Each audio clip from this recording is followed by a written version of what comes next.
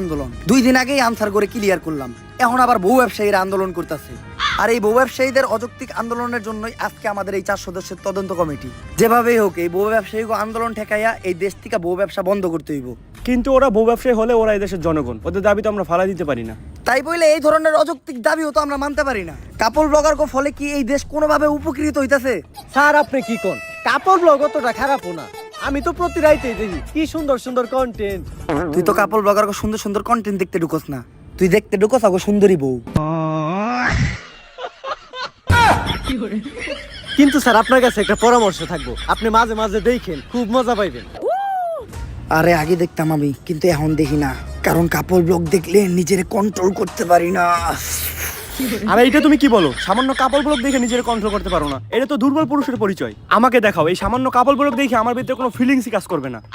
তাইলে মুরব্বি আপনি এই কাপড়টার এই অশ্লীল কাপড় ব্লগটা দেখেন। উফ, মোবাইলটা আমার হাতে দাও। বাথরুমটা কোন দিকে? এই বয়সে এই কাম করন যাইব না। যে বিষয়ে তদন্ত কমিটি গঠন করা হয়েছে ওই বিষয়ে আমরা ফিরে আসি।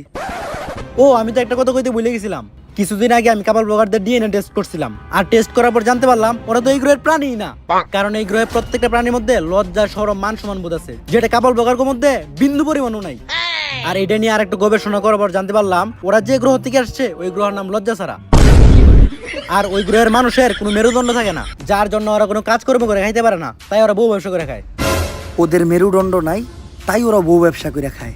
যেমনিই হোক আমাদের এই বউ ব্যবসা বন্ধ করতে হইব, নয়তো ওদের দেখা দেখি আমাদের পরবর্তী প্রজন্ম এই বউ ব্যবসায়ীতে পরিণত হবে। কিন্তু হুট করে তো কারো বিষয়ে অ্যাকশন নেওয়া যায় না, এর জন্য যথেষ্ট প্রমাণ দরকার।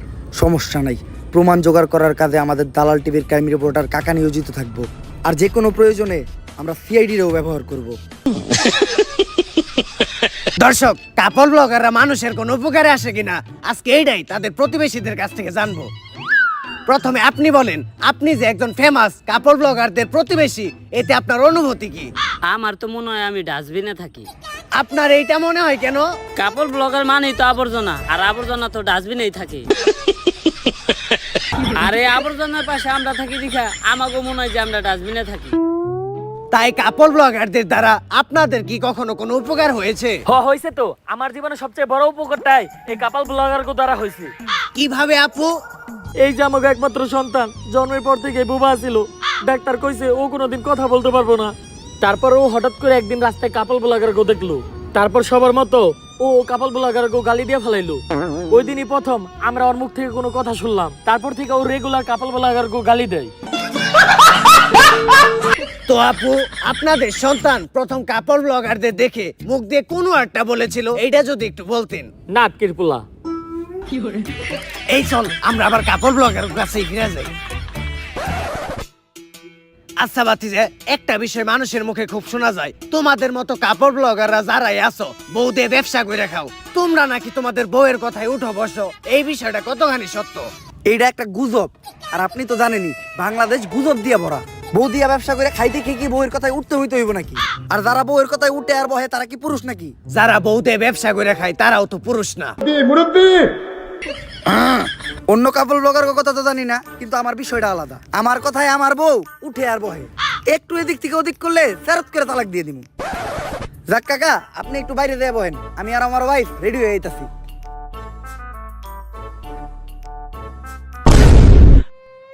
তোর কথায় আমি উঠি আর বহি? না জান, আমি তোমার কথায় উঠি আর বহি। তুমি কইলে উঠমু, তুমি কইলে বমু, তুমি যদি কও হইয়া পড়মু। আর কি কইছস? তুই আমার তালাক দিবি? তালাক তো তোরে আমি দিমু। ইংরেজি মারাও দেই না জান, তুমি আমার তালাক দিও না। তুমি যদি আমার তালাক দাও তাহলে আমার বউ ব্যবসা থাকবো না। আর বউ ব্যবসা না থাকলে আমার ভিক্ষা কইরা খাওয়া ছাড়া কোনো উপায় থাকবো না। কারণ এমনিতে আমাকে কাপড় ব্লগার মেরুদণ্ড নাই, কোনো কাজ কাম করে খাইতে পারি না, তাই তো বউ ইচ্ছা খাই। আর এমনিতেই ঘরে সব কাম কাজ তো আমি করি, তোমার যেতে খালি ভিডিওটাই করাই। তাই তুমি প্লিজ আমার তালাক দিও না। ভাতিজা, আমি মনে হয় আমার মাইকটা রেখে গেছি। ये सब क्या देखना पड़ रहा है? अच्छा है मैं अंधा।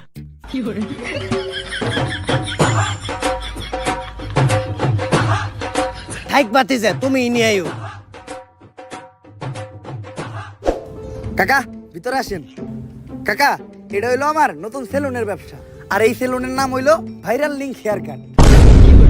বাতিজে আমি একটা বিষয় লক্ষ্য করছি, বর্তমানে কাপড় ব্লগাররা খালি সেলুনের ব্যবসা দেয়, এর রহস্যটা কি? কাকা আগে আমরা ভিডিওতে চুল ফালাইতাম, এখন বাস্তবেও চুল ফালাই।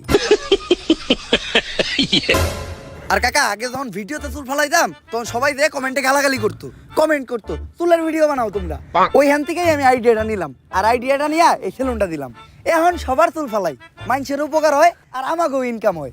যেইভাবে রোস্টার আমাকে বউ ব্যবসায়ী কিছু লাগছে, ভবিষ্যতে মনে হয় যে এই বউ ব্যবসা বন্ধ হয়ে যাবো, তাই আগে ভাগে এই সেলুনটা দিয়ে রাখছি, যাতে অনলাইনে চুল ফালানো বন্ধ হইলো এই সেলুনের মাধ্যমে আমরা চুল ফালাইতে পারি। ভালোই করছো বাতিজে। কাকা আপনার চুলদারি তো ভালোই বড় হইছে, আপনি আমার সেলুন থেকে চুলদারি কাইটা যান। এই কাকার আমার সেলুনের স্পেশাল সাপরি কাটিংটা দিয়ে দে। থাক বাতিজে, আমি তো আর টিকটক করি না, আমার সাপ্লি কাটিং দিতে হইব না। চলো আমরা আগে যাই কথা বলি।